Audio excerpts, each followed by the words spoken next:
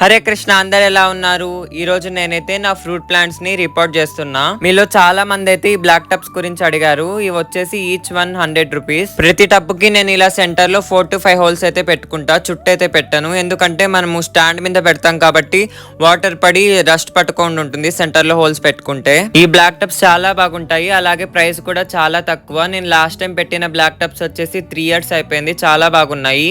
కొన్ని టబ్స్ మాత్రమే టెంకాయ చెట్లు ఉన్నాయి కదా, ఆ టెంకాయలు పడైతే విరిగిపోయాయి. నేను ఇప్పుడు ఆ టబ్స్ లో ఉన్న ఫ్రూట్ ప్లాంట్స్ మాత్రమే మారుస్తున్నా. మీరు ఎప్పుడు మొక్కలు రీపాటింగ్ చేయాలనుకున్నా అర్లీ మార్నింగ్ కానీ లేట్ ఈవినింగ్ కానీ చేయండి. ఎండ ఉన్నప్పుడు చేస్తే మొక్కలు అనేది వాడిపోతాయి, మరి చిన్న మొక్కలు అయితే చనిపోయే అవకాశం కూడా ఉంది. ఇలా ఆ టెంకాయలన్నీ పడి టబ్స్ అయితే విరిగిపోయాయి. మనం పెట్టుకున్న డ్రైన్ హోల్స్ మీద ఇలా రాళ్ళు కానీ లేదా టెంకాయ చిప్పలు అయితే పెట్టుకోవాలి, లేదంటే అవి బ్లాక్ అయిపోతాయి. సాయిల్ మిక్స్ కి వచ్చేసరికి 40% మట్టి, 30% ఎరువు, 30% కోకోపీట్ అయితే తీసుకున్నా.